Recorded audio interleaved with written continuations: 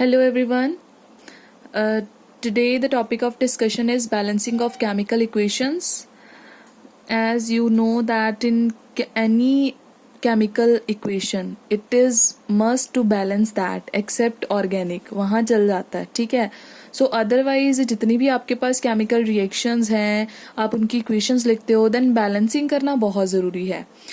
तो बैलेंसिंग के आज हम मेथड्स डिस्कस करेंगे that how can we balance different kind of chemical equations. Okay, so firstly ये है कि बैलेंसिंग का मतलब ही क्या है. अगर आप कोई भी केमिकल इक्वेशन लिखते हो like A is your reactant, B is your product, then जो भी आपके एटम्स हैं, ठीक है, in the left hand side that should be equal to the atoms on the right hand side. ठीक है, तो दोनों साइड पे जो नंबर ऑफ एटम्स हैं of different different elements they should be balanced, right. तो अगर वो इक्वल हैं तो हम लोग कहेंगे इक्वेशन इज बैलेंस्ड, और अगर नहीं है तो भी इक्वेशन क्या कहेंगे, इट इज नॉट बैलेंस्ड. और बैलेंसिंग ऑफ केमिकल इक्वेशन का हमें बहुत आइडिया लगता है regarding the amount of the reactant that we can use during the chemical process. Okay, तो इसका आइडिया आपको नेक्स्ट टॉपिक से लगेगा, स्टोइकियोमेट्री से.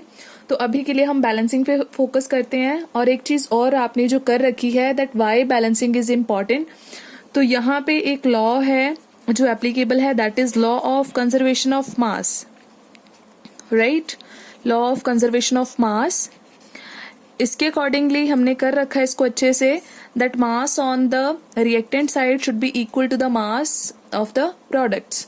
ठीक है, तो इक्वलाइज करने के लिए ही बैलेंसिंग जो है वो मस्ट है, और इसीलिए हम इक्वेट करते हैं क्योंकि मास ना तो लॉस हो सकता है ना ही गेन हो सकता है, और इक्वेशन में भी प्रॉपर जो मास है वो कंजर्व्ड दिखना चाहिए. क्लियर. अब हम बात करते हैं what are the methods of balancing. तो यहाँ पे I have written total 4 methods, the hit and trial method, partial equation method, oxidation number method and ion electron method. तो इनमें से बेटा जो सबसे पहला आपके पास मेथड है हिट एंड ट्रायल मेथड, ये आपने ऑलरेडी कर रखा है, ठीक है, in your 10th class. Hit and trial method means तीर तुक्का मेथड. आपने जस्ट यहाँ पे आइडिया लगाना है कि इस नंबर से मल्टीप्लाई कर दें, उस नंबर के साथ मल्टीप्लाई कर दें, कि किसी भी तरह हमने जस्ट बैलेंस करना है. ठीक है, तो इसमें आप बस तुक्का मारते हो, कोई लॉजिक नहीं है इस मेथड में, राइट.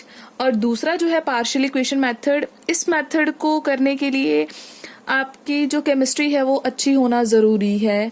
तो अगर क्योंकि इसमें इक्वेशंस बनानी पड़ती हैं तो वो आपको केमिस्ट्री ही वहाँ पे हेल्प कर सकती है, राइट.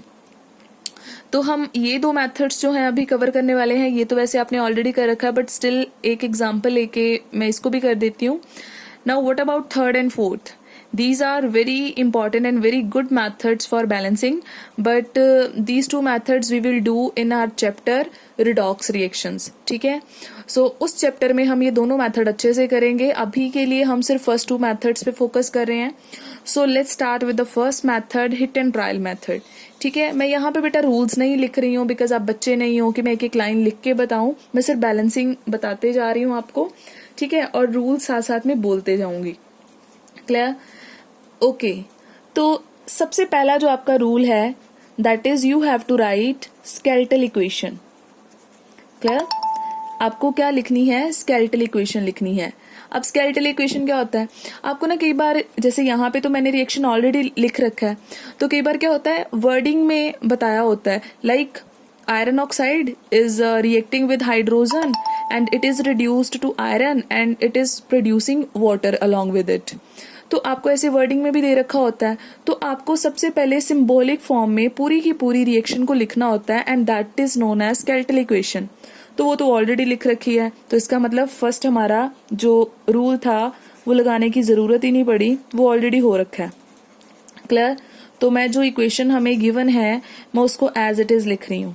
ठीक है, अब इसमें से सबसे पहले जो थोड़ा सा कॉम्प्लिकेटेड कंपाउंड है आप उसको उठाओगे. ठीक है, जो आपको लगे कि थोड़ा मतलब मुश्किल सा कंपाउंड है जिसमें बहुत सारे एटम्स इन्वॉल्व हो रहे हैं, तो हम उसको पिक कर लेंगे. एज यू विश, आप किसी को भी उठा सकते हो. तो अब यहाँ पे अगर हम देखें तो ये थोड़ा सा टिपिकल वन नहीं लग रहा, तो हम इसको उठा लेंगे. तो हम Fe3O4, ठीक है, कॉम्प्लिकेटेड कंपाउंड को हमने पिक करना है और उसी के अकॉर्डिंगली हमने जो बैलेंसिंग है वो स्टार्ट करनी है, राइट। तो इसको जब हम बैलेंस करेंगे ना, इसका मतलब हमने बैलेंसिंग जो है इससे स्टार्ट करनी है। और एक चीज और बता दूं, जैसे यहाँ पे ये H2 दे रखा है, ठीक है, तो आप क्या करोगे, H2 को, H2 जो है it is molecular form, right, this is hydrogen gas. For example यहाँ पे ऑक्सीजन दिया हो या नाइट्रोजन दिया हो या कोई भी ऐसा है, तो उसको आप इसकी मॉलिक्यूलर फॉर्म से किस फॉर्म में लिख सकते हो, एटॉमिक फॉर्म में, ठीक है। तो मैं थर्ड यहाँ पे एक चीज और कर रही हूँ, molecular form to atomic form. तो अगर आपके पास कोई मॉलिक्यूलर फॉर्म में कोई कंपाउंड गिवन है तो आप उसको एटॉमिक फॉर्म में लिख सकते हो, वाई, जस्ट ताकि आपकी जो बैलेंसिंग है वो थोड़ा सा इजी हो सके। वैसे ना ये मेरे को जो स्टेप है वो पहले करना चाहिए था, सॉरी, अब मैं H2 को H लिख रही हूँ, बाद में मैं इसका बैलेंसिंग का देख लूंगी, राइट। सो मॉलिक्यूलर फॉर्म को मैंने एटॉमिक फॉर्म में लिख दिया। अब हम अपने कॉम्प्लेक्स कंपाउंड से स्टार्ट करें बैलेंसिंग करना। यहाँ पे हमारे पास क्या है, it is Fe3O4। So start करते हैं। आयरन कितने हैं हमारे पास, 3। राइट साइड पे हमारे पास आयरन कितने हैं, ओनली 1। तो हमें करने हैं बराबर, तो कैसे करेंगे, हम करेंगे मल्टीप्लाई। तो यहाँ पे है नहीं तो हम मल्टीप्लाई इसके साथ कर देंगे। अच्छा, एक चीज जरूर आपने याद रखनी है, वैसे आपने कर भी रखी है, कि जब भी मल्टीप्लाई वगैरह करना है आपने हमेशा बेटा स्टार्टिंग में यहाँ पे कोफिशिएंट लगाना है, कभी इधर नहीं लगा देना, राइट।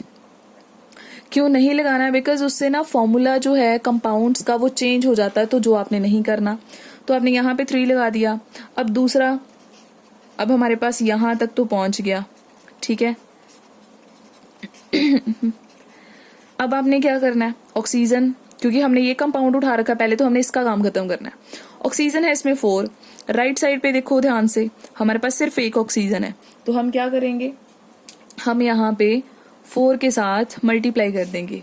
वाई, क्योंकि 4 के साथ जैसे मल्टीप्लाई होगा तो बेटा 4 जो है ना, एक चीज याद रखना, कभी भी हम किसी कंपाउंड के आगे कोई नंबर लगाते हैं तो वो दोनों के साथ मल्टीप्लाई होता है। अब वैसे वाटर में 2 hydrogen and there is only 1 oxygen, but अगर अब मैं आपसे पूछूं कि जब मैंने 4 के साथ मल्टीप्लाई कर दिया तो हाइड्रोजन कितने हैं, आप बोलोगे 4 ये थे, 2 ये, 4 2 जा 8। और ऑक्सीजन कितने हैं, ऑक्सीजन का इधर तो कुछ है नहीं, ओनली फ्रंट में 4 लगा हुआ है, तो ऑक्सीजन कितने हैं आपके, 4। क्लियर हो गया। तो आपने ये जो कॉम्प्लेक्स कंपाउंड था इसको तो क्या कर दिया, इसको कर दिया हमने बैलेंस, राइट। अब हम क्या करेंगे, अब हम जितना भी इसको छोड़ के रिएक्शन हमारी बची थी हम उसको बैलेंस करेंगे।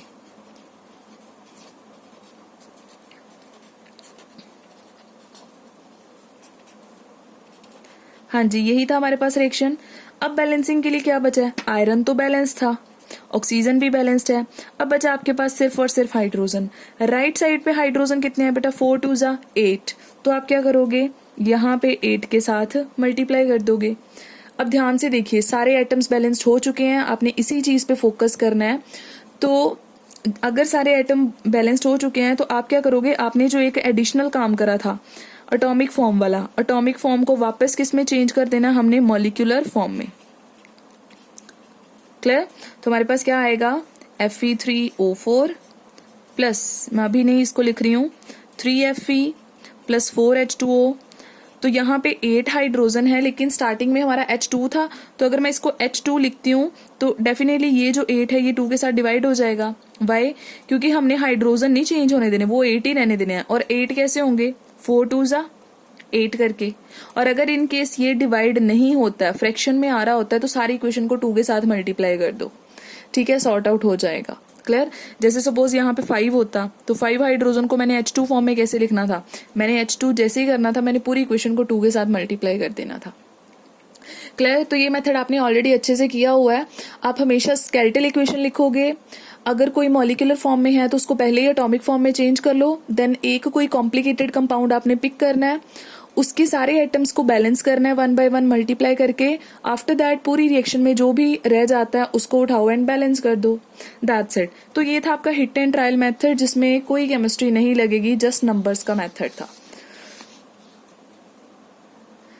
हाँ जी, तो अब आपके पास नेक्स्ट मेथड है पार्शियल इक्वेशन मेथड।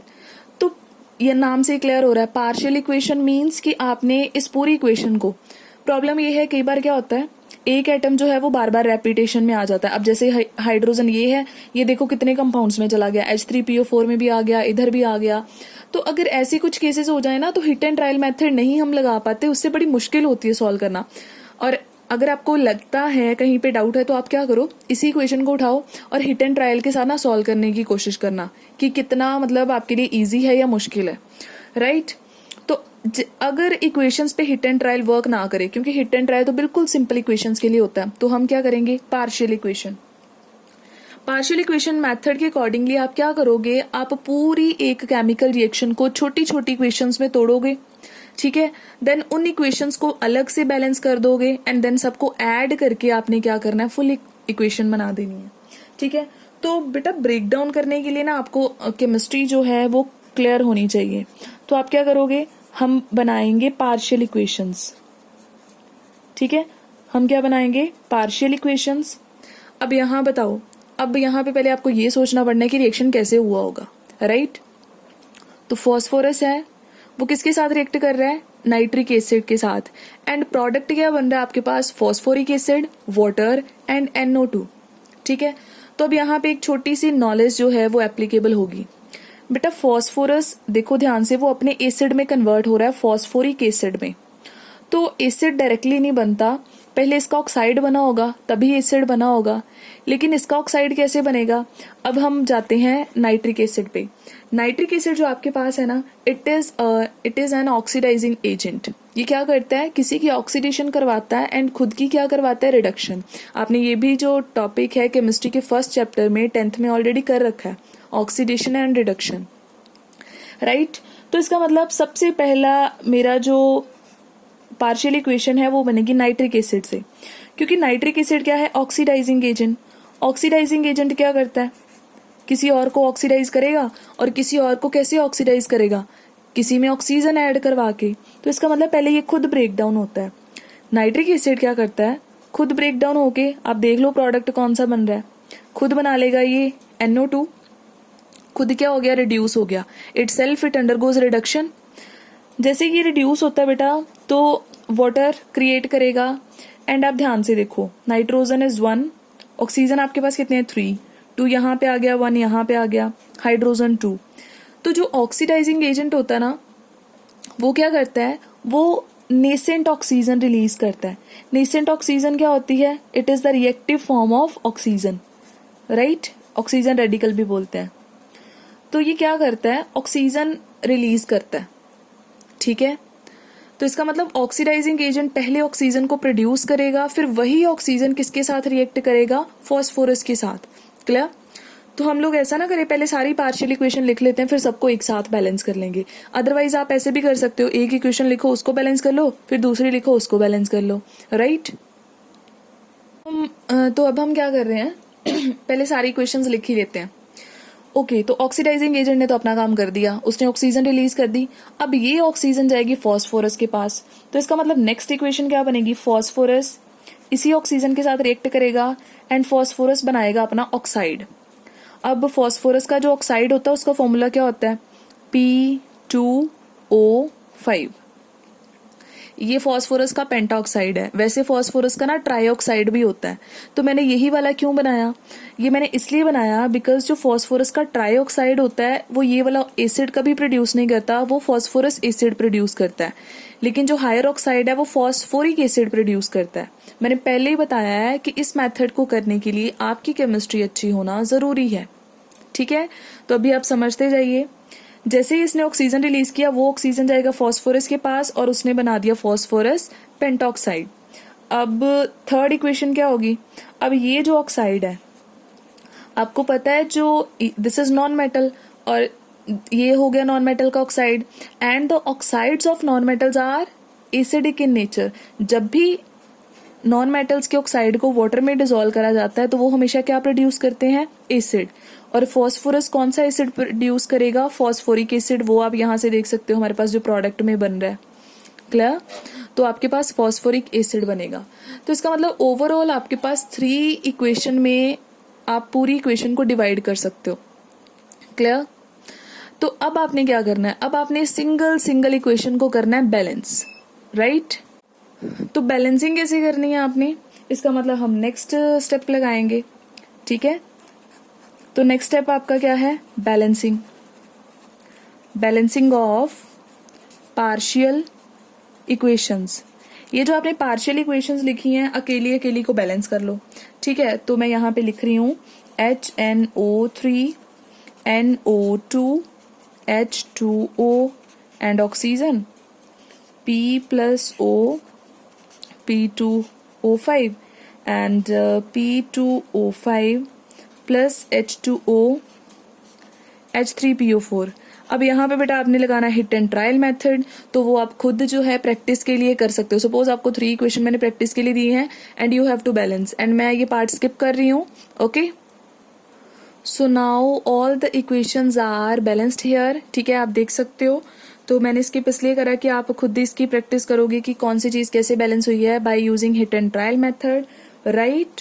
तो आपका थर्ड जो है अब पार्ट क्या होगा, आप सारी पार्शियल इक्वेशन जिनको आपने बैलेंस कर रखा है आप क्या कर दोगे, इनको ऐड कर दोगे, ठीक है। Here you have to add partial equations, and addition के टाइम आपने ये ध्यान रखना है कि अगर कोई एक्स्ट्रा प्रोडक्ट इसमें बना हो जो आपकी फाइनल इक्वेशन में नहीं है तो वो उसको आपने हटाना है किसी भी तरह से। तो आप यहाँ पे गेस कर सकते हो कौन सा है, यहाँ पे ध्यान से देखो, HNO3 तो था, फॉस्फोरस भी था, H3PO4 H2O NO2 ये सब है। ऑक्सीजन देख रहे हो, ये एक्स्ट्रा है, इसको हम बोलते हैं इंटरमीडिएट। इंटरमीडिएट आपका वो पर्टिकुलर कोई भी कंपाउंड या एलिमेंट हो सकता है जो ड्यूरिंग द रिएक्शन बना है बट फाइनल प्रोडक्ट में आपको कहीं नहीं दिखता, राइट। तो आपने इसको रिमूव करना है। एक रहा है आपके पास यहाँ पे ऑक्सीजन, एक रहा आपके पास ये ऑक्सीजन। तो इसका मतलब आपने तीनों को ऐड करना है और एडिशन इस अकॉर्डिंग करनी है कि ऑक्सीजन कैंसिल हो जाए। तो हम कैसे करेंगे ऑक्सीजन को कैंसिल, बताओ।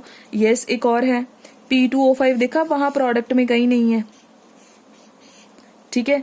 तो कैसे करेंगे हम ऐड, आप क्या करो, फर्स्ट इक्वेशन में एक ऑक्सीजन है वो भी राइट साइड पे, और सेकंड इक्वेशन में 5 ऑक्सीजन है लेफ्ट साइड पे।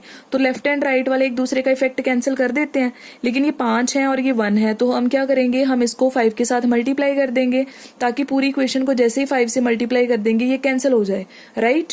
तो नेक्स्ट इक्वेशन हमारे पास क्या होगी, सो नेक्स्ट वी हैव, हम इक्वेशन 1 को मल्टीप्लाई करेंगे 5 के साथ। पता चल गया ना क्यों करेंगे, तो मैंने यहाँ पे लिखा HNO3 right, NO2 H2O and oxygen.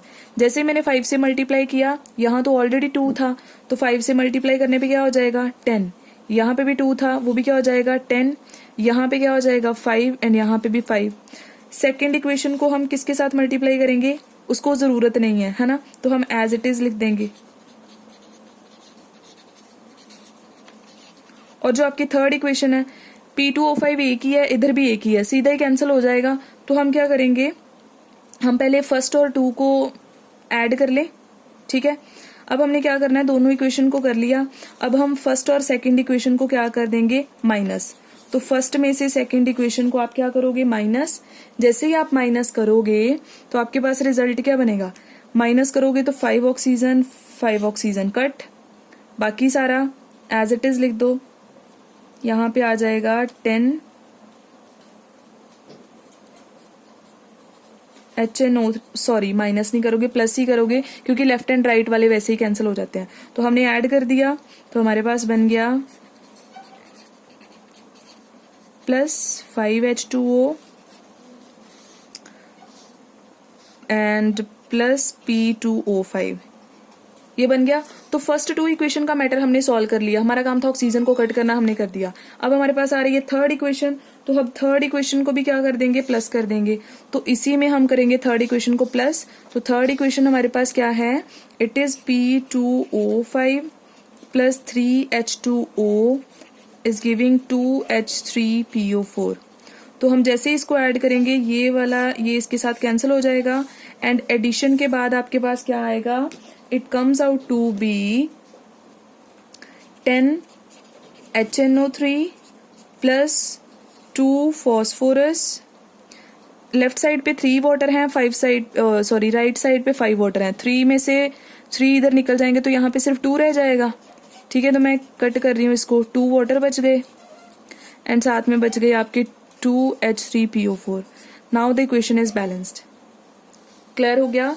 तो एक बार मैं फिर से बता रही हूँ, आई एम रिपीटिंग अगेन। आपने सबसे पहले केमिस्ट्री अप्लाई करके फर्स्ट इक्वेशन को पार्शियल इक्वेशंस में डिवाइड करना है, देन सारी पार्शियल इक्वेशंस को सॉल्व करना है एंड देन थर्ड स्टेप में उनको ऐड करना है। और ऐड करते टाइम आपने सिर्फ ये ध्यान रखना है कि जो आपके एक्स्ट्रा प्रोडक्ट्स बने थे, जो इंटरमीडिएट्स बने थे, वो नहीं रहने चाहिए, उनको कैंसिल करना है। ठीक है, तो आपने ऐड वैसे ही करना है कि वो कैंसिल हो जाए।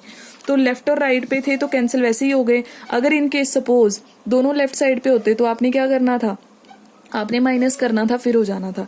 क्लियर? तो एडिशन करने के बाद फाइनल इक्वेशन ये बनती है। तो आप इसको वैसे एक बार हिट एंड ट्रायल से भी जरूर ट्राई करना कि होती है ये balance. Okay, so that's all. Hope आपको दोनों मेथड अच्छे से जो हैं वो क्लियर हो गए होंगे, right? So bye bye, thank you.